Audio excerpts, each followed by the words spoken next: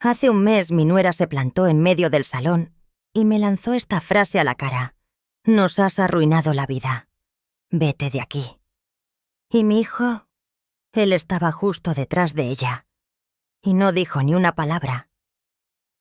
Hice mis maletas en silencio abandonando la casa que había Paul ayudado a pagar y salí al frío del invierno bajo las miradas vacías de las personas que una vez me llamaron mamá.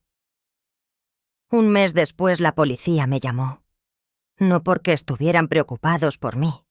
No porque mi hijo y su mujer sintieran remordimiento alguno, sino porque el único nieto que todavía me quería había desaparecido. Y esta vez ya no podían usarme como excusa. Si alguna vez te han tratado como a una extraña en tu propia familia, si alguna vez han usado el silencio como un arma para encubrir la crueldad, entonces necesitas escuchar esta historia. Y si puedes, comparte esto en los comentarios. ¿Es la familia un lugar donde te quieren o un lugar que soportas hasta que no puedes más? Aquella mañana empezó como cualquier otra en los 5 años que llevaba viviendo con la familia de Marcos. Me desperté a las 6 de la mañana. Viejas costumbres. Mi difunto marido era madrugador y yo me había acostumbrado a preparar el café en la quietud del amanecer. La cocina aún estaba a oscuras solo con la tenue luz de la calle filtrándose por las finas cortinas. Doblé las toallas y las mantas que Laura había dejado en la secadora la noche anterior. Todo según lo previsto. Nada parecía fuera de lo normal. Hasta que oí la puerta de un dormitorio cerrarse de un portazo más fuerte de lo habitual. Luego el chasquido de las zapatillas de Laura mientras marchaba directa hacia la cocina. Llevaba un batín de seda, el pelo despeinado, las marcas de la almohada aún en su mejilla, pero sus ojos parecían a punto de echar fuego. Pensé que les pasaba algo a los niños, o que algo se quemaba en el fuego. Pero no, se plantó allí y me señaló con el dedo. «Usted nos ha arruinado la vida». Me quedé helada. Mis manos todavía sostenían una toalla a medio doblar. Giré la cabeza. Laura me puso un papel blanco de tipo oficial delante de la cara. ¿Qué les dijo a los de servicios sociales? Fruncí el ceño. Servicios sociales sobre el trabajo de mi marido. Sobre sus ingresos escupió cada palabra nítida y afilada. Antes de que pudiera responder, Marcos salió. Se quedó justo detrás de su mujer sin camiseta con los brazos cruzados sobre el pecho.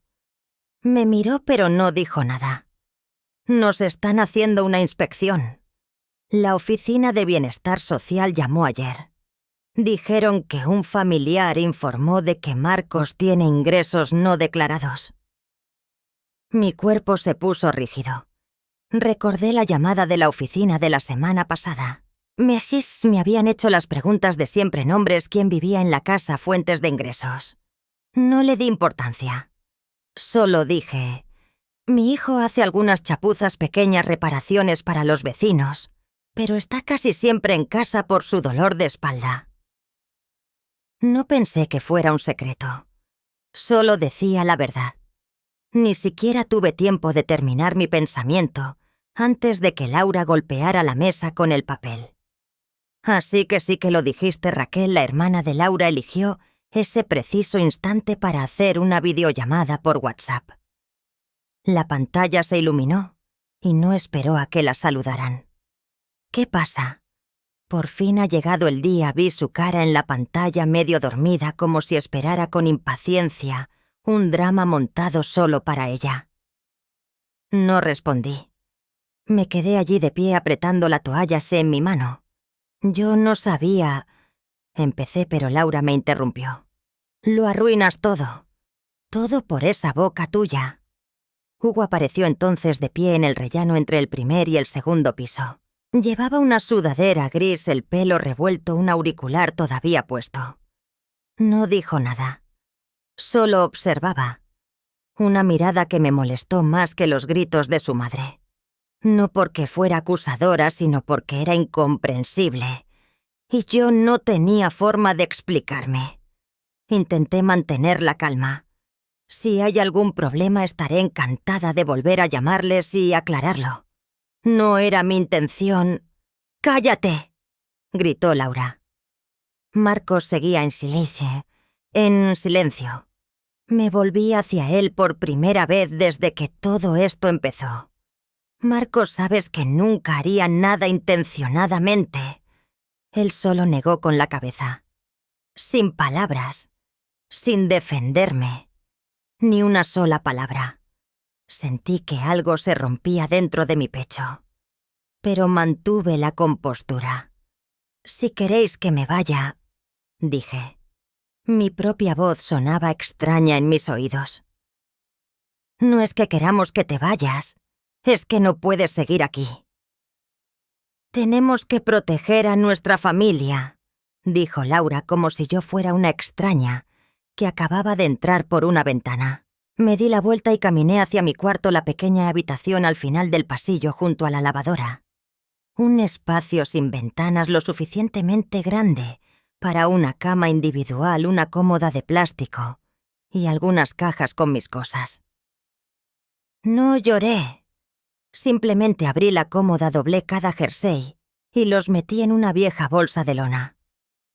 Cogí mi bote de pastillas, algo de dinero que guardaba escondido en un costurero y el pequeño álbum de fotos que nunca enseñaba a nadie. No me despedí de nadie. Pasé por el salón junto a Hugo. Seguí allí de pie. No dijo ni una palabra. No me miró a los ojos. Abrí la puerta principal. Nadie me detuvo. Nadie me llamó. Ni una sola disculpa. Hice mis cosas y me fui. Sin despedidas. Sin lágrimas. Pero entonces no lo sabía, esto era solo el principio. Alquilé una pequeña habitación encima de un centro de estética y uñas, regentado por una familia china. No era ideal, pero no tenía muchas opciones. No hicieron muchas preguntas, solo querían el dinero en efectivo y un documento de identidad. La habitación tendría apenas 8 metros cuadrados, con un techo bajo, paredes ligeramente manchadas y el olor a humedad de la pintura vieja. Había una cama de metal que crujía cada vez que me daba la vuelta, una cómoda de madera baja, que se inclinaba hacia un lado, y un hornillo eléctrico enchufado a una toma junto a la ventana. La cerradura de la puerta estaba dura. Tenía que usar toda mi fuerza para girar la llave como si ella tampoco quisiera que nadie entrara o saliera con demasiada frecuencia. Me instalé esa tarde mientras el sol se ponía tras los tejados de enfrente. El centro de estética debía de haber cerrado pronto, porque el pasillo estaba vacío. Dejé mi bolsa sobre la cama y me quedé allí un buen rato, simplemente mirando a mi alrededor. No para inspeccionar, sino para aceptar que este lugar, con el leve olor a acetona y esmalte de uñas que se filtraba por el suelo, era ahora donde viviría. No lloré.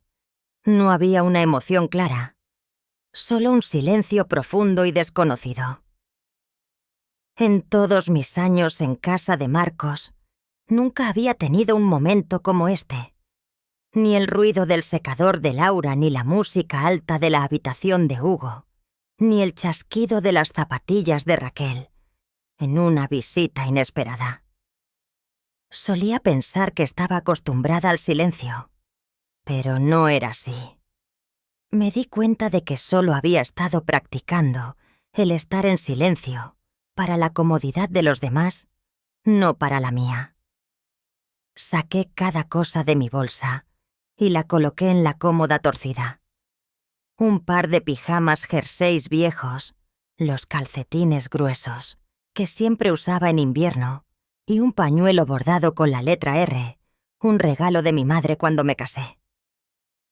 Puse mis medicamentos en el cajón de la mesita de noche y dejé una botella de agua al lado. En el pequeño alféizar de la ventana coloqué una foto mía y de Hugo cuando estaba en primaria. Estaba sentado en mi regazo con un helado derretido goteando sobre su camiseta. Y yo sonreía. Esa noche me preparé mi primer paquete de fideos instantáneos en años. Estaban demasiado salados, pero me los comí hasta el final. Me senté en la cama con la espalda contra la pared, viendo un concurso en la pequeña televisión apoyada en la pared de enfrente. La gente adivinaba palabras, reía a carcajadas. Yo solo escuchaba por tener algo de ruido. A la mañana siguiente me desperté a las 6 como siempre, aunque no había motivo para ello. Me quedé un momento en la diminuta cocina y luego preparé café con una cafetera barata que me había prestado la casera. Borboteaba como un coche viejo a punto de morir. El débil aroma a café llenó la habitación. Me senté allí sorbiéndolo lentamente, escuchando los sonidos de abajo. La puerta del centro de estética abriéndose, el murmullo de voces en un idioma que no entendía, y el leve ritmo de música pop comercial que subía a través del suelo.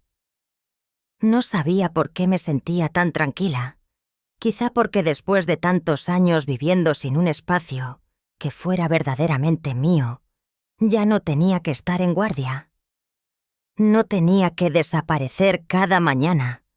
No tenía que limpiar desastres que no había hecho. No tenía que oír cosas como «Mamá, no guardes mis cosas». «Pilar, deja los platos, ya los fregaré yo». «Qué ruidosa eres. Haces ruido todas las mañanas». Aunque yo sabía que nunca tenían la intención de fregar los platos. Solo querían que dejara de existir. Cada mañana caminaba hasta el supermercado a 3 calles y compraba leche, huevos, pan de molde y a veces un pequeño paquete de verduras. La cajera siempre me lanzaba una mirada curiosa, probablemente porque no me parecía a nadie más en este barrio, vieja, sola y vestida, como si acabara de salir de una tienda de segunda mano. Comía algo ligero. Para cenar tomaba unos fideos o una tostada encendiendo la tele, pero sin prestarle atención. No llamé a nadie. Nadie me llamó. Empecé a poner a escribir unas líneas en un cuaderno cada noche. Cuánto había gastado ese día, qué tiempo hacía, si había pasado algo inusual. No tenía un propósito claro, solo escribía para evitar que mi mente se dispersara. Algunas noches me quedaba mirando la foto de Hugo durante mucho tiempo. Estaba tan mayor. 17 este año. Casi tan alto como su padre. Pelo espeso siempre escondido bajo una capucha. Era callado pero educado. No me abrazaba todos los días, pero cada vez que pasaba por mi habitación, daba un suave golpe en el marco de la puerta. No decía nada. Solo era para hacerme saber que me veía. Era todo, pero lo echaba terriblemente de menos. Una semana después estaba revisando los bolsillos de una vieja cazadora vaquera de Marcos, una que había cogido por casualidad al irme. Iba a meterla en una bolsa para donar, pero al revisar el bolsillo interior encontré un papel doblado en un pequeño cuadrado. Era un correo electrónico impreso. Lo desdoblé. El asunto era el nombre de la oficina de servicios sociales. El remitente era el propio Marcos. La fecha era de 2 semanas antes del día en que me fui. El asunto, aclaración de ingresos urgente. Leí cada línea lentamente. No había lugar a dudas. Él había sido quien confirmó a la oficina que había ingresos extra no declarados. Lo sabía de antemano. Incluso había aclarado proactivamente su expediente para evitar una comprobación. Me quedé sentada aturdida en silencio. No sé cuánto tiempo estuve así. El sol estaba alto en el cielo fuera de mi ventana. Los sonidos del centro de estética habían pasado a ser el parloteo ruidoso y el chasquido de toallas de la limpieza de fin de jornada. Pero yo seguía allí sentada con el papel sobre mi regazo. Recordé la mirada en los ojos de Marcos mientras Laura me echaba. El leve asentimiento, la forma en que evitaba mi mirada como si estuviera avergonzado, no porque hubiera hecho algo malo, sino porque temía que yo estuviera a punto de descubrir la verdad. Solía pensar que yo era la que había causado todos los problemas. Solía sentirme tan culpable que no podía dormir. Ahora lo entendía, yo no destruí esa familia. Solo dije la verdad que Marcos había estado tratando de ocultar. Doblé el papel y lo guardé en mi cuaderno. Esa noche comí una tostada y bebí un vaso de agua. No estaba triste. No estaba enfadada. No grité ni llamé a nadie para desahogarme. Solo me sentí ligera. No porque la verdad hubiera salido a la luz, sino porque finalmente ya no tenía que cargar con una culpa que no era mía. No fui yo quien metió a su familia en problemas. Simplemente me habían usado como una última excusa para no asumir su responsabilidad. Pero esa excusa ya no existía. Y tendrían que aprender a vivir sin ella. No soy una persona que se sorprenda fácilmente. A mi edad pensaba que estaba acostumbrada a que me ignoraran, a la decepción, incluso a la traición.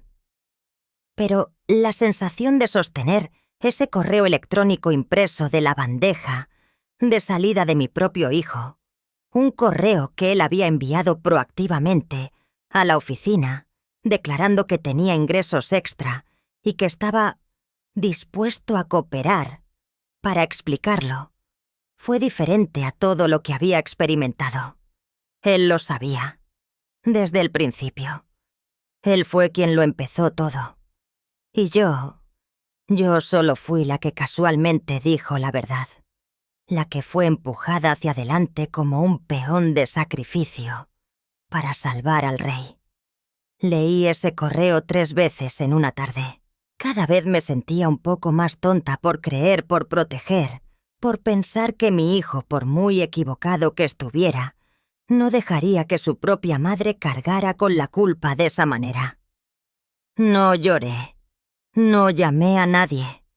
Simplemente doblé el papel y lo guardé en el cuaderno donde apuntaba mis gastos diarios. Luego me levanté, me puse el abrigo y caminé hasta el supermercado cercano. El viento de finales de invierno en esta ciudad tenía una forma de cortarte la cara. Los chicos con sudaderas volvían a casa del instituto pateando la nieve medio derretida en las aceras. Las ancianas que veía en el mercado iban bien abrigadas con sus bufandas, empujando sus carros lentamente. Yo les asentía con la cabeza, ellas me devolvían el saludo y seguíamos nuestros caminos. Era un tipo de soledad muy española, todos ocupados viviendo en su propio mundo, educados pero distantes. Entré en la tienda de siempre y cogí un cartón de leche. Por primera vez en años no compré la semidesnatada que Laura obligaba a beber a toda la familia. Elegí la leche entera, la del cartón azul oscuro que tanto me gustaba cuando vivía sola. También por primera vez compré pan de pueblo en lugar del pan integral que Marcos decía que era bueno para el intestino, pero que a mí me parecía seco e insípido. Ansiaba el sabor rico y denso que había comido toda mi infancia. De vuelta caminé despacio. No tenía prisa. Nadie me esperaba para que cocinara la cena. Nadie me decía que recalentara su comida. No había zapatillas tiradas en medio del suelo de la cocina, ni una toalla de mano colgada de una silla. No quedaba nadie a quien cuidar. Era extraño cómo esa sensación que al principio parecía vacío empezaba a transformarse en otra cosa, paz. No una paz feliz, sino el tipo de paz que solo sientes cuando sabes con certeza que no te queda nada que perder. Esa noche escribí en mi diario. Todavía cosas sencillas, gasté 5,60 € en la tienda. El tiempo era de 6 grados. Viento ligero. Y añadí una línea más. Ya nadie me considera su familia. Pero ya no quiero volver a ser su asistenta sin sueldo. Las palabras eran simples, pero al escribirlas, me sentí más ligera que cuando intentaba tragármelas. Recordé a Marcos en el instituto. Cuando su coche se averió en pleno invierno, me llamó a medianoche con la voz temblando de frío y pánico. Fui directa llevándole un termo de té caliente y el abrigo de su padre. Me senté en el coche con él durante casi una hora, esperando a la grúa contándole tonterías para que se distrajera. Cuando Laura le dejó aquella vez, fui la primera persona a la que llamó, llorando, sin saber qué hacer. Yo acudí. Siempre acudía. ¿Y ahora? Se quedó allí viendo cómo su mujer me echaba de casa y no dijo ni una palabra. 3 días después, recibí una llamada de un número desconocido. No era Marcos. No era Laura. Era del instituto de Hugo. Querían saber si sabía dónde estaba Hugo. Llevaba 3 días faltando sin justificación. No podían contactar con la familia. Me quedé en silencio unos segundos. No porque supiera algo, sino porque mi corazón de repente empezó a latir más deprisa. Les dije que no lo sabía, que ya no vivía con la familia, que Hugo era mi nieto pero que no tenía información actual. Después de la llamada me senté en silencio durante casi media hora. No por miedo, sino porque lo entendí. Él había sido testigo de aquel día. Me había visto ser expulsada. Había visto la mirada en los ojos de su madre. Y había visto la mirada en los de su padre, en los de Marcos, mientras no hacía nada. Hugo era el único en esa casa que daba un suave golpe en el marco de mi puerta cada mañana aunque no entrara. No decía, «Te quiero, abuela». No me abrazaba todos los días, pero me hacía saber que todavía me veían, que todavía existía. No sabía a dónde había ido, y no sabía si debía llamar a Alcuquien. Solo sabía esto. Él se había elegido irse igual que yo. Y quizás, por la misma razón simplemente, no podía más. Esa noche volví a preparar café. Esta vez era el café soluble que me gustaba, no el de grano que Laura pedía por internet. Encendí la tele, pero no presté atención al programa. Me quedé sentada con la taza en la mano, mirando por la ventana que estaba empañada por el frío. No necesitaba su disculpa. No necesitaba que admitieran que estaban equivocados. Solo quería que me dejaran en paz. Pero sabía que no me dejarían en paz. Porque una vez que dejas el papel de chivo expiatorio, la persona que creó el desastre empieza a tener miedo. Y harán cualquier cosa para que vuelvas o para hacerte desaparecer como si nunca hubieras existido. Estaba doblando toallas en mi habitación cuando sonó el teléfono. Un número desconocido. Últimamente no había conocido a nadie nuevo, así que mi corazón dio un vuelco. Pero contesté de todos modos. La voz al otro lado era de un hombre lenta y clara. «Pilar Vargas, soy el inspector Morales. Necesito que venga a la comisaría si puede. Es en relación a su nieto Hugo Vargas». Me senté de golpe, mis manos agarrando la toalla que a medio doblar. «¿Le ha pasado algo a Hugo?», no respondió directamente. Solo dijo en voz baja que se había presentado una denuncia por desaparición y que la familia sospechaba que yo podría estar involucrada. Me senté en el autobús número 7 hacia el centro con la mente hecha un lío. No podía entender por qué pensarían en mí. No había visto a Hugo desde el día que me fui. Ni un mensaje ni una llamada. No le culpaba. Supuse que solo intentaba encontrar algo de estabilidad en el caos. Pero ahora... desaparecido. Pensé en la foto de mi alféizar. El niño pequeño que se sentaba en mi regazo, con helado de vainilla en la camiseta. Me pregunté dónde estaría ahora, si tendría frío, si alguien lo estaría buscando de verdad, o si todo esto era solo otra actuación. La comisaría estaba en la esquina de la calle Mayor, al lado de la farmacia y la antigua oficina de correos. Dentro hacía más frío de lo que recordaba. El hombre llamado Morales me saludó con una mirada que no era ni amistosa ni hostil, la expresión neutra de alguien acostumbrado a lidiar con historias complicadas. Me condujo a una pequeña sala sin ventanas. Sobre la mesa había una grabadora y un bloc de notas. En la pared, carteles sobre violencia de género y teléfonos de ayuda para la salud mental. Morales me preguntó cuándo había visto a Hugo por última vez. Respondí de inmediato: hace aproximadamente un mes.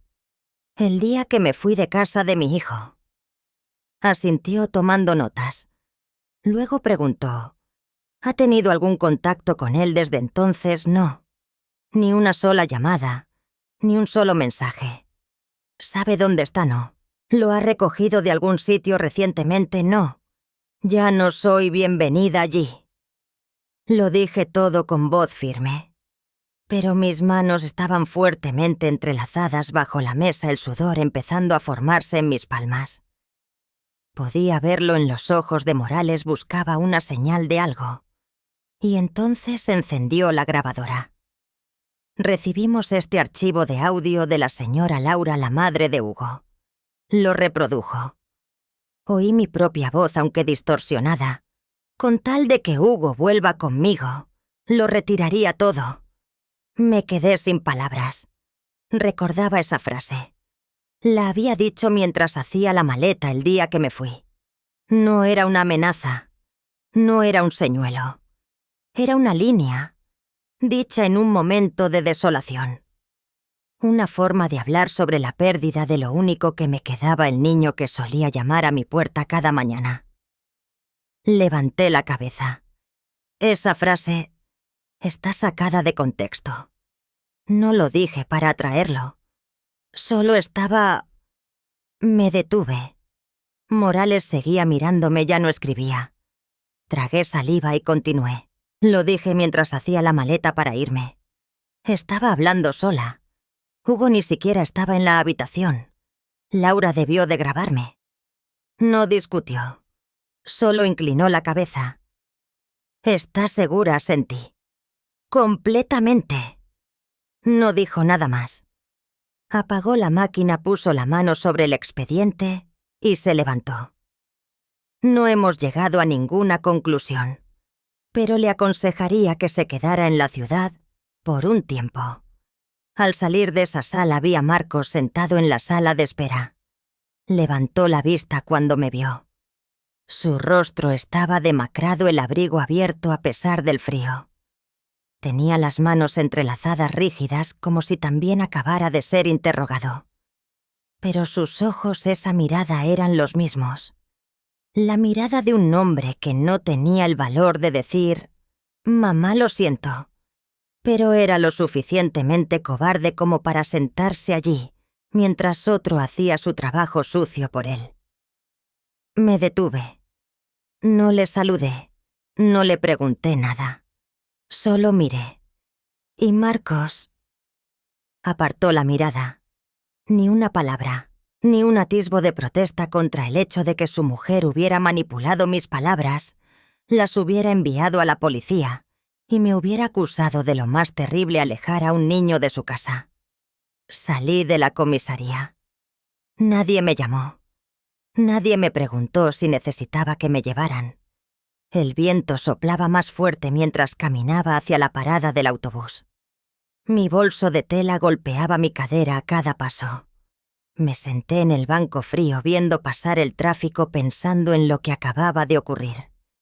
No sentí rabia. En realidad no. Tampoco sentí la tristeza que pensé que sentiría. Solo me sentí entumecida. Un entumecimiento frío que se extendía desde mi pecho hasta mi estómago. No era por la traición, sino por la forma en que la gente podía orquestarlo todo, tomar un comentario suelto, hecho mientras hacía la maleta, y convertirlo en una acusación. Recordé entonces que mientras doblaba mi ropa, solo lo había dicho como una forma de consolarme. Que si mi nieto volvía a mí, al menos todavía tendría alguien a quien querer. Pero ahora esa misma frase se usaba como un cuchillo vuelto contra mí. Esa noche no encendí la tele. Hice café, me senté en un rincón de la habitación con solo la tenue luz amarilla de la lámpara de la mesita. Abrí mi cuaderno y empecé una nueva página. Algunas cosas no necesitan ser gritadas para causar dolor. Las palabras adecuadas con el tono adecuado en manos de una persona cruel pueden convertirse en un arma mortal. Hoy entendí por qué la gente teme el silencio, porque en el silencio cualquier cosa puede ser retorcida hasta convertirla en lo que ellos quieran que sea. Cerré el cuaderno y lo dejé sobre la mesa. Sabía que esto no había terminado. Sabía que Laura no había acabado. Y Marcos, como siempre, no la detendría. Era un martes. Estaba colocando unas latas de conservas en el pequeño armario de mi cocina cuando volvió a sonar el teléfono. Otro número desconocido. Mi corazón latía con fuerza. Últimamente, cada número desconocido parecía que algo estaba a punto de sacarme del pequeño nido en el que acababa de instalarme. Esta vez, la voz al otro lado era de una mujer. Se presentó como Clara orientadora en el instituto de Hugo. Hablaba en voz baja con una ligera vacilación. Señora Vargas, solo queríamos que supiera que hemos encontrado a Hugo. Está a salvo. Se está quedando en casa de un amigo. Se ha notificado a su madre, pero parece que no quiere volver a casa. Me quedé en silencio unos segundos. Solo a salvo. No volví a casa. Para ser sincera, no esperaba un reencuentro. Solo solté un suave suspiro como si acabara de liberar una piedra de mi pecho. Clara dudó y luego continuó. Sentí que debía llamarla, porque Hugo me ha hablado de usted antes. Parece confiar mucho en usted. Es la única persona que menciona con una sensación de paz.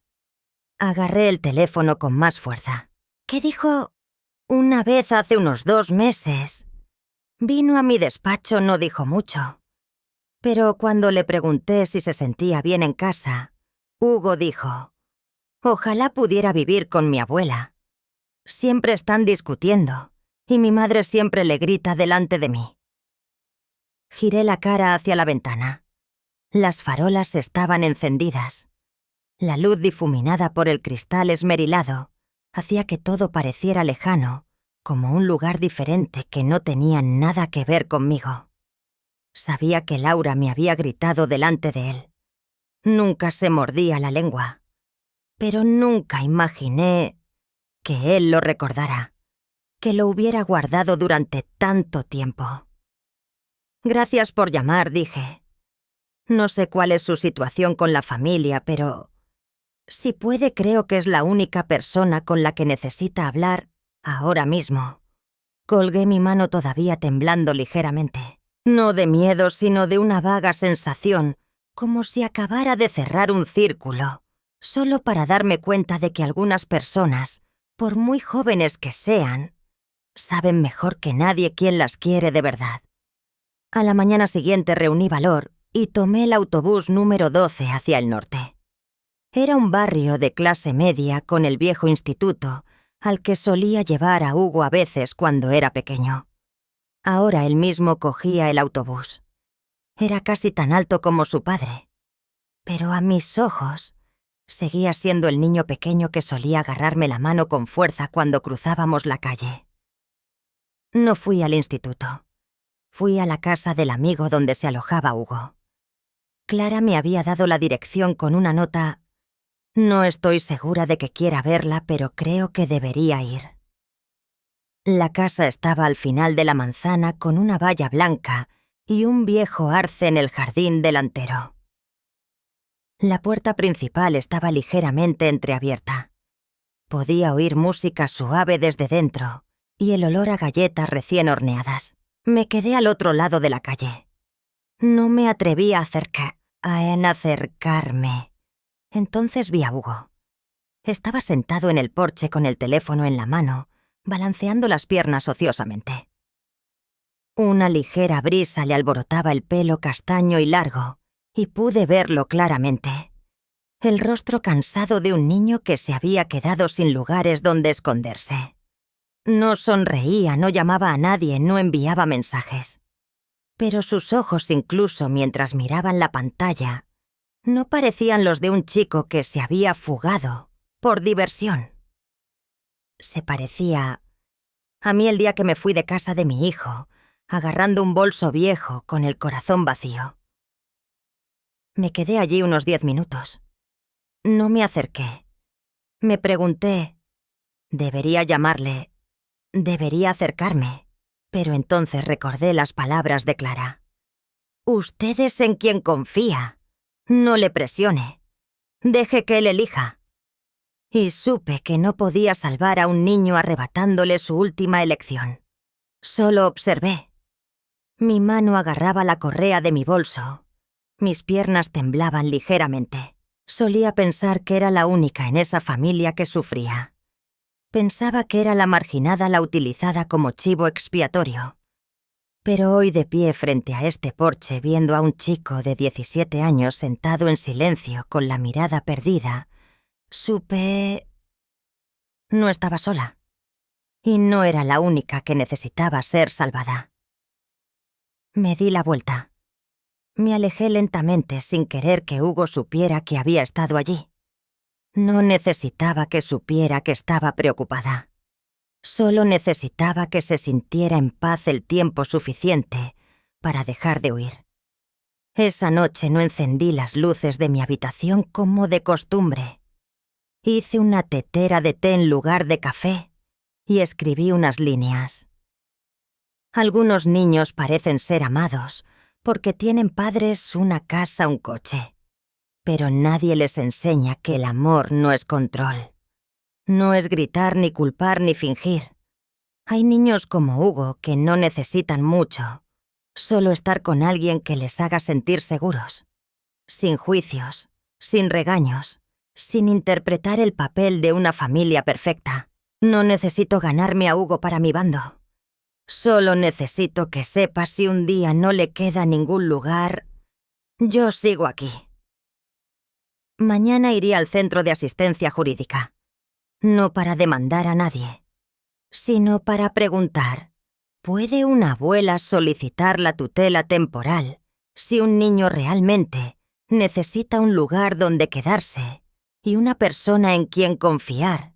Todavía recuerdo la sensación en mi pecho esa mañana, como si alguien me estuviera pinchando con una uña fría. No dolía. Era solo un dolor sordo, pero era constante.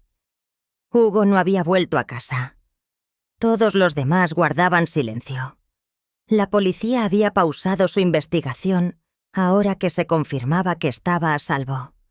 Y yo, sentada en silencio en mi pequeña habitación alquilada, con la mano sobre la mesa de madera arañada mis ojos en la foto de él sonriendo mientras mi corazón empezaba a sentir algo más.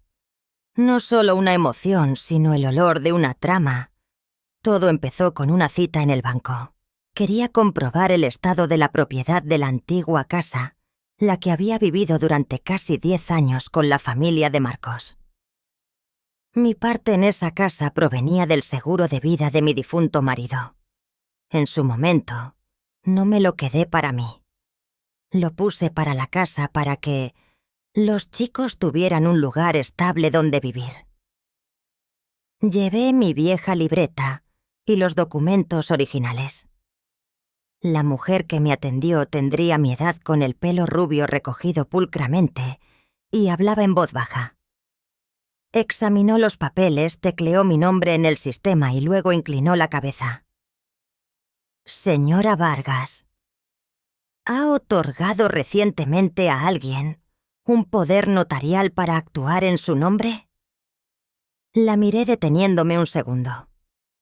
No, a nadie en absoluto. ¿Por qué frunció el ceño tecleando algo más en su teclado? Luego giró el monitor para que pudiera ver.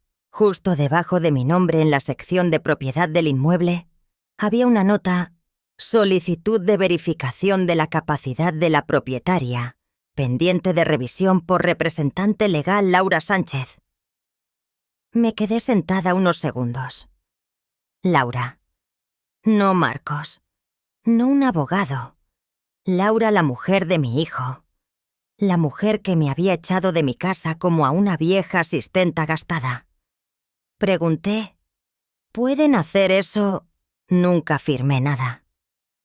La empleada del banco me explicó si un familiar tiene pruebas que sugieran que el propietario de un bien ya no es capaz de gestionar sus propios activos, puede solicitar al juzgado una evaluación. Mientras tanto, pueden pedir al banco que congele el derecho a transferir la propiedad. Me reí. No una risa feliz. Una risa amarga. No solo querían que me fuera. Querían borrarme de la escritura. De cualquier cosa legal que pudiera protegerme. De mi propio nombre en la casa que mi marido había dejado. ¿Y cómo demostrando que era incapacitada? Volví a mi habitación con la mano todavía aferrada a la carpeta de papeles que el banco me había dado. Me senté, abrí mi cuaderno, doblé el papel en un pequeño cuadrado y lo metí entre las páginas del día anterior. Y pensé que quizás era hora de revisar la vieja póliza de seguro de vida, que mi marido me dejó, la que había dejado intacta, un fondo para un día lluvioso, más adelante. Llamé a la compañía de seguros. Después de unas cuantas preguntas de seguridad, me confirmaron la cuenta seguía activa, no se habían hecho retiradas. Pero la beneficiaria contingente actual, Laura Sánchez. Me quedé en silencio. No podía recordar cuándo había puesto su nombre. Podría haber sido una anotación temporal, cuando rellené los papeles hace años. En ese momento pensé, bueno, una nuera es familia. Si pasa algo, ella puede dividirlo para Hugo más tarde. Nunca pensé que necesitaría cambiarlo. Nunca pensé que me echarían de mi propia casa sin ningún respaldo. Ahora lo sabía. Lo habían estado planeando. No solo desde hacía un día, desde hacía mucho tiempo. Mientras yo cocinaba en la cocina, mientras recogía sus platos, mientras doblaba la ropa de los niños. Ellos estaban planeando eliminarme de sus vidas y de los papeles. Esa noche no cené. Me senté sola bajo la luz amarilla de la lámpara, con la mano apoyada en mi cuaderno que se había vuelto varias páginas más grueso. Escribí, no estoy enfadada con ellos por su plan. Estoy enfadada conmigo misma por darles la oportunidad. Solía pensar, si era buena, si era paciente, sería apreciada. Pero la paciencia solo les facilita borrar tu nombre. Dejé que me borraran de las mismas cosas que ayudé a construir. A la mañana siguiente caminé hasta un pequeño despacho de abogados cerca del centro cívico. No era rica. No tenía grandes bienes. Pero tenía derecho a saber qué podía hacer y no iba a dejar que se lo llevaran todo. Le conté mi historia a una abogada de unos 40 años llamada Mónica. Escuchó sin interrumpir, solo asintiendo y tomando notas.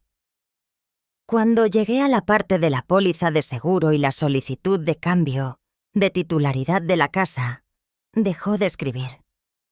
¿Alguna vez la han enviado a una evaluación psicológica?, negué con la cabeza. Nunca. Y estoy perfectamente bien. Me miró durante unos segundos y luego asintió. La creo, pero aún así necesitamos tener eso por escrito. Si intentan forzar algún diagnóstico, necesitaré sus informes médicos previos para contrarrestarlo. Asentí. Continuó. Lo mejor es ser proactiva. Enviaremos un requerimiento por escrito para detener todas las transferencias y solicitaremos una evaluación voluntaria de capacidad realizada por un médico independiente. No deje que ellos jueguen la primera carta. La miré a esta extraña que no conocía y sentí, por primera vez en meses, que alguien estaba de mi lado sin necesitar que cocinara para ellos, limpiara para ellos o les hiciera un favor primero. Salí del despacho de abogados mientras el cielo aún estaba claro. El viento era ligero pero frío. El sol colgaba en ángulos sin ofrecer mucho calor, pero su luz era nítida. Me quedé allí con la mano en el bolso y supe, no me quedaría en silencio. No por la casa, no por el dinero, sino por mi nombre. El nombre de la mujer que había criado a su familia. El nombre de la persona que querían borrar, como si nunca hubiera existido. No sabía si ganaría, pero sabía esto. No les dejaría reescribir la historia mientras yo todavía estuviera viva para contarla. Estaba tostando una rebanada de pan cuando oí un golpe en la puerta. No era fuerte ni apresurado, pero sí deliberado. No era el cartero, no era un vecino. Nadie aquí llamaba así. La gente educada tocaba el timbre y la gente conocida simplemente decía tu nombre a través de la puerta. Me sequé las manos en un paño y fui aquí a abrir. Ante mí estaban Laura y Marcos. Laura llevaba un abrigo largo de color beige, el pelo recogido en una coleta alta, el pintalabios fresco. Marcos miraba hacia abajo con las manos metidas en los bolsillos. Ni un saludo ni una sonrisa. Me quedé en silencio en el umbral. «¿Podemos hablar un minuto?», preguntó Laura su voz intentando sonar suave. Pero había vivido con ella lo suficiente para saberlo. Esa voz suave solía venir acompañada de algo sucio. No les invité hasta entrar. Solo me hice a un lado a medias. No hay sillas de más. Si queréis hablar podéis quedaros aquí mismo. Marcos me miró. Tenía los ojos rojos. Quizás por llorar. Quizás por una noche sin dormir. Pero no pregunté. Ya no era mi responsabilidad preguntar por ninguno de los dos. «Hugo está enfermo». La voz de Marcos tembló. «Necesita a su madre. Te necesita a ti». Le miré directamente a los ojos. ¿Qué clase de enfermo? Laura guardó silencio. Marcos miró a su mujer. Los labios de Laura se apretaron y luego se torcieron en una mueca. «No come, no duerme. Tiene una tos constante y le cuesta respirar. Sabes que eso no es normal en mi hijo». Les miré a ambos y luego asentí. «Y por eso habéis venido a arrastrarme de vuelta». «O a llevaros al chico». Marcos negó con la cabeza. «No a llevárnoslo, es que deberías estar con él. Te necesita». Al oír eso sentí que algo no iba bien. Era demasiado fácil. Conocía a Laura. Nunca me necesitaba. Solo me usaba. Si estaba aquí hoy hablando civilizadamente, tenía que haber algo más detrás. La miré fijamente. «Ha dicho Hugo que quiere que vuelva Laura». Se cruzó de brazos. «Es un niño, no sabe lo que le conviene. Pero si insistes en quedártelo, consideraremos denunciarte por alejar a un menor de su familia. Tampoco descartaríamos el secuestro». En el momento en que esas palabras salieron de su boca, lo supe. Esta era la verdadera razón por la que estaban aquí. Marcos no dijo nada, pero vi cómo sus manos se apretaban dentro de sus bolsillos. Sabía que eso era ir demasiado lejos, pero dejó que su mujer lo dijera por él. Eligió el silencio como siempre. Respiré hondo. Yo no me llevé a Hugo. Mi nieto vino por su cuenta. Y tiene edad suficiente para saber dónde se siente seguro. Laura dio un paso adelante, su voz endureciéndose. «No tienes ningún derecho sobre él. No eres su tutora. Si no lo entregas te demandaremos». Di un paso atrás, abrí más la puerta y señalé hacia afuera. «Entonces adelante, demandad. Pero por ahora os pido a los dos que os vayáis de mi puerta. Este es mi hogar, no un escenario para vuestro drama». Laura abrió la boca para decir algo más, pero Marcos le puso una mano en el brazo.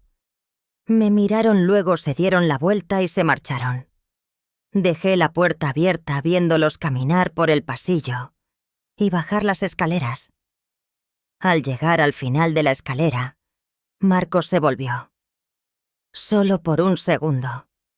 Pero esa única mirada lo dijo todo, lo sabía todo. Sabía que su mujer estaba montando esto. Sabía que su madre no se merecía esto. Pero eligió irse con Laura. No estaba enfadada. Solo me entristeció presenciar una vez más que la cobardía es su propia forma de traición. Cerré la puerta. Giré la llave 2 veces. Luego me serví un vaso de agua.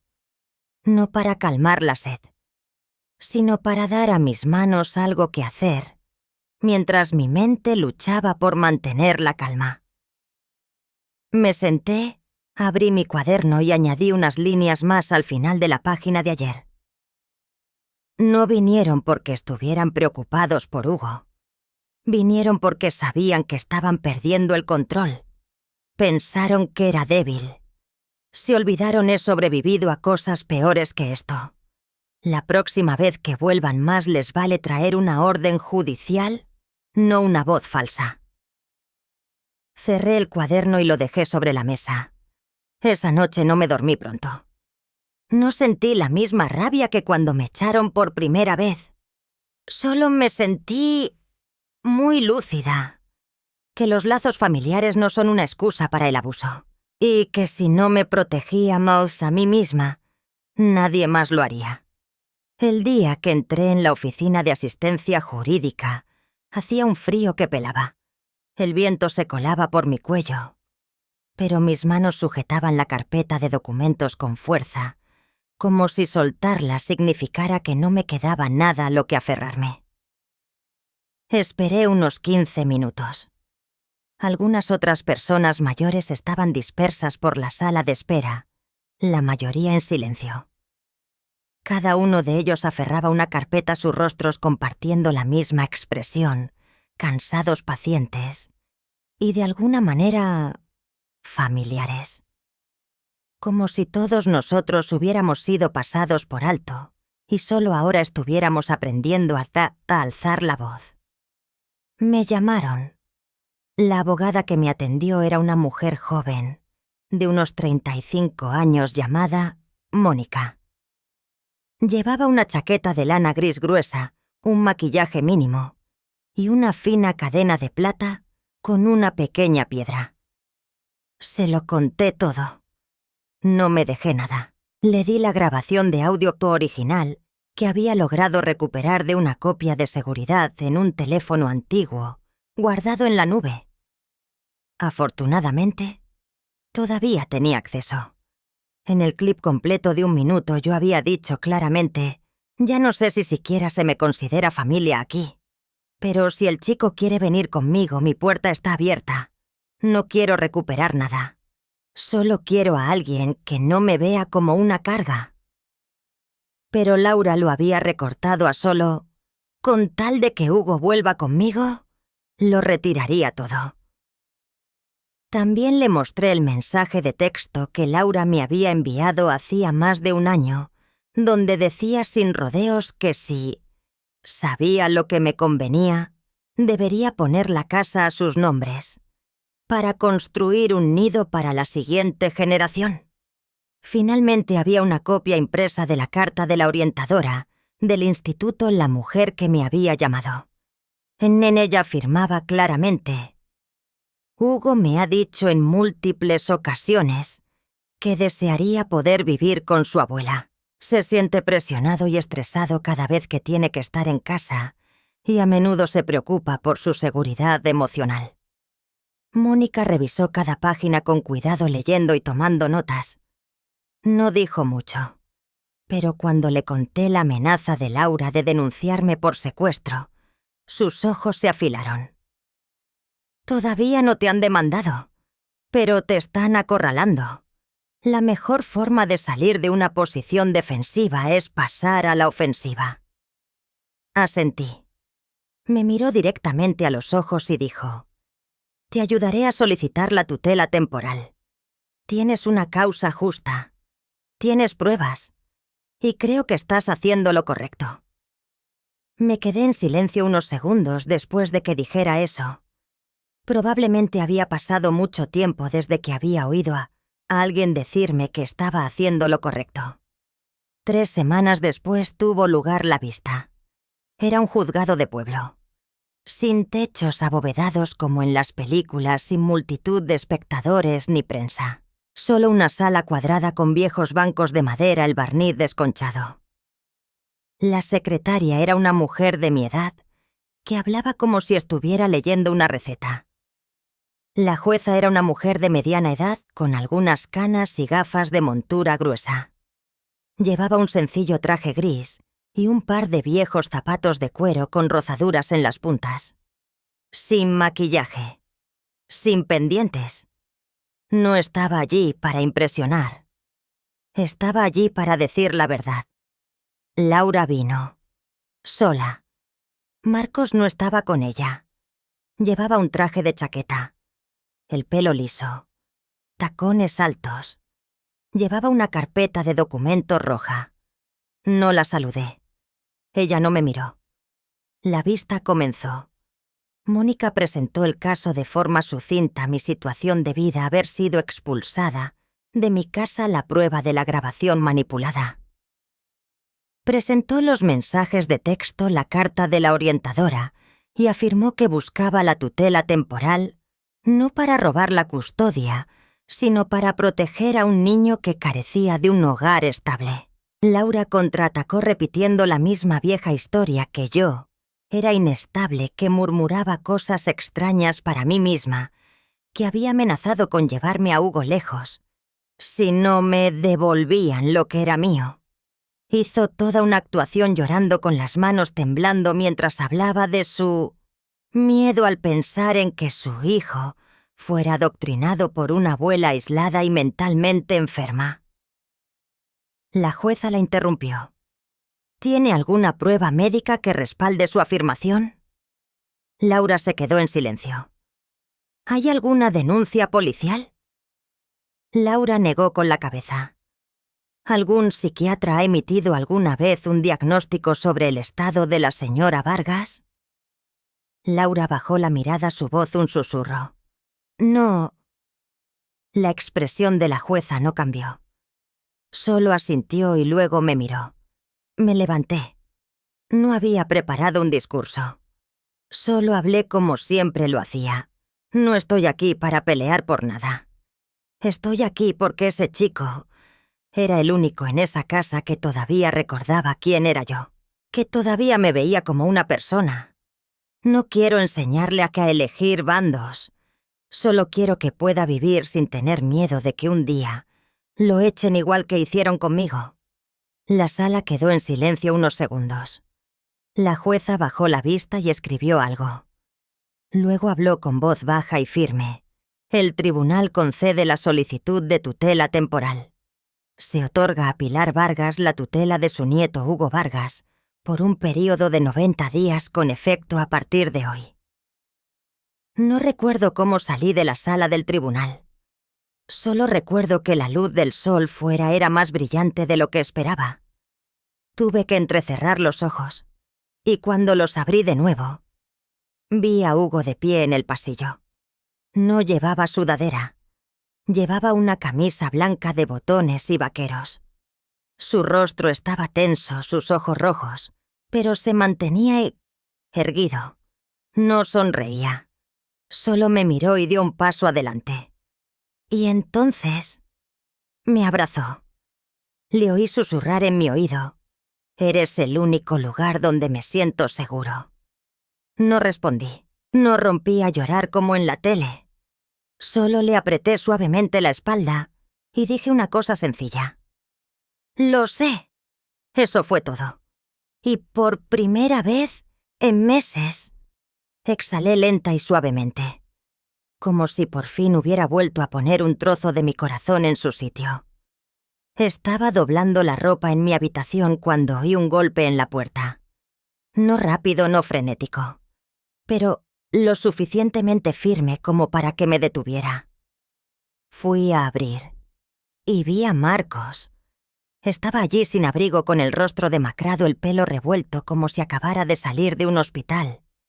Tenía las manos vacías. Sus ojos estaban ligeramente hinchados. De cerca pude ver la barba incipiente alrededor de su boca. Mantenía las manos hundidas en los bolsillos como si no supiera qué más hacer con ellas. Laura no estaba con él. Antes de que pudiera preguntar, habló. «Mamá», solo una palabra, luego se quedó en silencio. Su garganta pareció atascarse. Abrí más la puerta, pero no le invité a entrar. Seguí en el umbral como si el instinto no me permitiera dejar entrar a nadie con demasiada facilidad, después de todo lo que había pasado. «¿Qué pasa?», pregunté con voz uniforme. Marcos echó un vistazo al desgastado pasillo y luego miró hacia adentro, donde la tetera empezaba a silbar. «Yo no pensé que las cosas llegarían tan lejos. Estaba equivocado, mamá. No dije nada. Solo miré. No podía mirarme a los ojos, como si tuviera miedo de ver lo que había ignorado durante tanto tiempo, el rostro de la madre, que se había quedado sola fuera de su puerta, en el frío glacial». Continuó. «No sabía que Laura lo llevaría tan lejos. Pensé que solo era enfado. Pero después de la vista, después de que Hugo se negara a volver a casa, negó con la cabeza y suspiró. Todo se vino abajo. Y sé que dejé que me controlara durante demasiado tiempo. Seguí sin decir nada. Mi mente recordó la imagen de Marcos de pie detrás de su mujer, el día que me echaron en silencio. Luego la imagen de él en el pasillo de la comisaría cuando Laura presentó la grabación manipulada. Él solo miraba al suelo sin protestar. No se ponía del lado de la gente porque creyera que tenían razón. Se ponía de su lado porque tenía miedo de contrariarlos. Eligió lo fácil, no lo correcto. Miré más allá de él una forma de evitar tocar su disculpa tardía. «¿Puedes perdonarme?», preguntó Marcos con la voz ronca. Respiré lentamente. El perdón es una elección que me corresponde a mí. Hice una pausa de unos segundos. Pero ya no tengo la confianza para volver. Su rostro palideció. Asintió sin discutir, sin suplicar. No le abracé. No le di una palmadita en el hombro. No lo desenredé de su culpa como había hecho tantas veces antes. Solo dije: «Me alegro de que hayas venido. Pero ya no soy yo la que agachará la cabeza solo para que se le permita quedarse». Volvió a bajar la cabeza. Se quedó allí un momento más como esperando algo, luego se dio la vuelta y se marchó. Le vi irse sin despedirlo, sin cerrar la puerta de inmediato. Algunos caminos. La gente tiene que recorrerlos por sus propios medios. Hugo había estado en la cocina todo el tiempo. Sabía que había oído todo. La pequeña habitación no tenía insonorización. La voz de Marcos había sido clara. Cuando volví a la cocina, Hugo estaba lavando un vaso. No me miró. No dije nada. Sabía que necesitaba tiempo para procesar lo que acababa de presenciar. No había ira. No había lágrimas. Solo un profundo silencio. A la mañana siguiente me desperté como de costumbre. Pero Hugo no estaba en su habitación. Sobre la mesa había un papel doblado colocado pulcramente debajo de un vaso de agua vacío. Lo abrí. Su letra inclinada escrita con el bolígrafo negro de mi caja de lata. «Abuela, he ido a hablar con papá. No para discutir, solo para hablar. Necesito entender. Volveré pronto. No te preocupes. Hugo». Me senté sosteniendo la nota con los ojos fijos en el espacio entre las líneas. No sentí miedo. No me sentí traicionada. Solo sentí que estabas haciendo lo que durante mucho tiempo había esperado que Marcos hiciera. buscar la verdad, por sí mismo, sin esperar a que alguien se la dijera, sin seguir el ejemplo de nadie más. Hice una taza de café, del que me gustaba. Luego abrí mi cuaderno y escribí una breve línea. Algunos niños crecen atreviéndose a salir de un abrazo seguro, pero siempre habrá un abrazo esperando a que regresen, una vez que sepan a quién amar y en quién confiar. Cerré el cuaderno y esperé, no a que volviera de inmediato, sino al día en que se diera cuenta de que el amor verdadero no es lo más ruidoso de la habitación. Es lo que sigue ahí, cuando todo lo demás se ha ido. Todavía recuerdo que el cielo ese día estaba nublado, el viento ligero pero lo suficientemente agudo como para hacerte apretar el cuello de la chaqueta. No llovía, pero las nubes grises parecían a punto de llorar. Llevé un ramo de crisantemos blancos del tipo que le gustaba a mi marido. El cementerio estaba a solo unos cientos de metros de la parada del autobús, pero el camino era empinado y la grava crujía bajo mis zapatos, obligándome a caminar despacio. No era la primera vez que visitaba su tumba, pero era la primera vez que venía después de todo, después de que mi hijo me echara, después de ser calumniada vista como una carga, y después de que el mismo nieto que más amaba también me hubiera dejado, aunque solo fuera por un corto tiempo. Las hileras de lápidas se extendían ante mí, algunas cubiertas de musgo. Pasé junto a cada una como si caminara a través de los años que habían pasado. Finalmente me detuve frente a una pequeña lápida de granito gris, grabada con el nombre de mi marido Roberto Vargas, 1952-2007. Era un hombre de pocas palabras, pero siempre estaba ahí cuando lo necesitaba. Cuando di a luz a nuestro hijo fue él quien se sentó fuera de la sala de partos durante 13 horas sin moverse. Cuando mi madre falleció, compró en silencio el ramo de flores que ni siquiera sabía que necesitaba.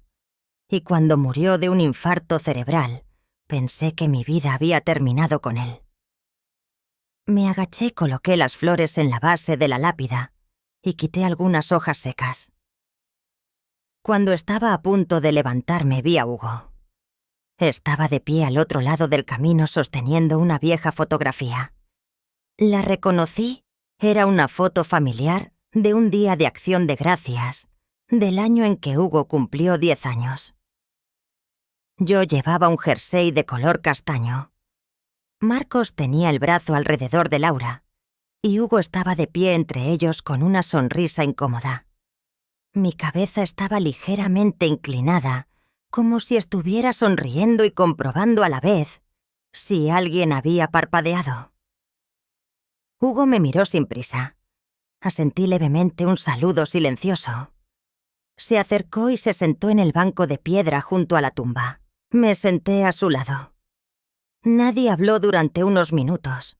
Solo el sonido de las hojas susurrando sobre nuestras cabezas. El mundo parecía haberse detenido. No hacían falta palabras. Solo estar allí era suficiente. No le pregunté dónde había estado los últimos días. No le pregunté qué le dijo a su padre. No necesitaba los detalles. Solo necesitaba saber que había vuelto. Sostuvo la foto dándole vueltas en sus manos y luego la dejó en su regazo. Abuela. Su voz era ronca por el frío. Pensé que odiaba a mi padre, pero en realidad solo estoy dolido porque no supo cómo defenderme. A ti. Miré al chico, ya no era un chico. Había crecido. Su rostro estaba más delgado, sus hombros más anchos. Pero sus ojos seguían siendo los mismos que cuando era pequeño, cuando venía corriendo a llorar a mi habitación después de que se metieran con él. No tienes que elegir a nadie, Hugo, dije en voz baja. Solo quiero que seas fiel a ti mismo. Se volvió hacia mí con los ojos llenos de lágrimas. Papá no es una mala persona. Solo es débil. Asentí. Sí, respondí. Igual que yo fui débil durante muchos años. La única diferencia es que yo aprendí a plantarme. Se quedó en silencio. Luego apoyó la cabeza en mi hombro. No fue un abrazo apretado ni un derrumbe dramático. Simplemente se apoyó en mí, suavemente, lo suficiente para que sintiera que mi corazón ya no estaba tan hueco como antes. Nos quedamos un rato más. Le conté algunas historias antiguas sobre su abuelo, sobre la vez que se perdió, y acabó en la provincia de al lado intentando ir al supermercado sobre cómo solía hacer un café tan flojo que yo tenía que rehacerlo cada mañana sin que él se enterara. Hugo soltó una risa suave. No hablé de Laura. No mencioné a Marcos. No porque intentara evitarlo, sino porque sabía que algunas cosas un chico tiene que descubrirlas por sí mismo. Salimos del cementerio cuando empezaba Skinny a oscurecer. Hugo me cogió de la mano. No con fuerza, pero con una sensación de realidad. Su mano era ahora casi el doble de grande que la mía. Pero todavía la sostenía como cuando era pequeño, la mano grande, protegiendo a la pequeña. En el autobús de vuelta a mi barrio apoyó la cabeza en la ventana. Me senté a su lado todavía aferrada a mi viejo bolso de tela. «Oye, abuela», dijo en voz baja. «No quiero volver a esa casa, pero no sé dónde se supone que debo estar». Me volví hacia él con la mirada directa. «No tienes que saberlo de inmediato. Solo necesitamos un lugar para empezar. Mi pequeña habitación no es grande, no es bonita, pero siempre está aquí para ti. Cuando quieras». Asintió. Esa noche hice una pequeña olla de sopa de pollo. No muchos ingredientes, solo patatas, zanahorias y un poco de pollo ahumado que había comprado de oferta. Hugo mojó pan en su plato y comió 2 raciones. No hablamos del futuro. No discutimos la tutela. Solo comimos juntos. En un cálido silencio. Lavé su ropa vieja y la colgué a secar cerca del pequeño calefactor. Cogió la manta doblada de la silla e improvisó una cama para él en un rincón de la habitación. Cuando apagué la luz, habló desde la oscuridad. «Sé que nada es seguro ahora mismo, pero aquí me siento a salvo», respondí en voz baja con los ojos cerrados. «Con eso es suficiente». A la mañana siguiente me desperté la primera. El cielo aún no estaba claro. Hice café viendo cómo la luz se filtraba por la rendija de la puerta. Abrí mi cuaderno y escribí aquí una última línea en la página de ayer. No tenemos mucho, pero tenemos lo suficiente. Un pequeño techo, una cocina que funciona, un lugar al que volver a casa. Y por primera vez en años siento que pertenezco a algún sitio. Si todavía estás aquí escuchando estas últimas palabras, quizás has sido alguien como yo. Has sacrificado. Te has mordido la lengua. Has permanecido en silencio tanto tiempo que has olvidado el sonido de tu propia voz. Solía creer que si era lo suficientemente buena, si daba lo suficiente, los demás lo verían. Pero la verdad es que incluso en el más cálido de los hogares puede existir la más fría indiferencia. Puedes ser quien lo limpia todo, tanto los platos como los desastres, en los corazones de los demás, y aún así ser vista como una molestia. Puedes amar a una familia entera, y aún así ser la primera a la que echan por la puerta. No cuento esta historia para dar pena. La cuento porque hay tantas mujeres como yo, mayores, calladas, olvidadas, que viven con la sensación de que ya no son nadie. No tienes que esperar a que te traicionen para darte cuenta de tu propio valor. No tienes que volverte fuerte de la noche a la mañana. Solo tienes que empezar con un pequeño paso. Saber que el amor no siempre debería tener que venir acompañado de aguante. Y que a veces marcharse no consiste en romper una familia, sino en salvarte a ti misma. Solía pensar si me voy lo perderé todo. Pero resulta que solo cuando dejé un lugar donde el amor ya no vivía, empecé a recuperar las cosas que realmente me pertenecían. No tengo ningún gran consejo. Solo tengo un pequeño deseo. Si te ves en esta historia hoy, por favor, no dejes que tu corazón siga sufriendo en soledad. Mereces ser vista, ser respetada, ser escuchada. Si hay una cosa que te gustaría haberle dicho a una versión más joven de ti misma, ¿cuál sería? O si alguna vez te has sentido abandonada por las mismas personas que amabas, por favor, compártelo en los comentarios. No solo por mí, sino por todas las demás mujeres sentadas al otro lado de la pantalla, igual que tú. Quién sabe, quizás tu historia sea la luz que guíe a otra persona a casa. Gracias por estar aquí. Soy Pilar. Ya no soy perfecta, pero vuelvo a ser yo misma.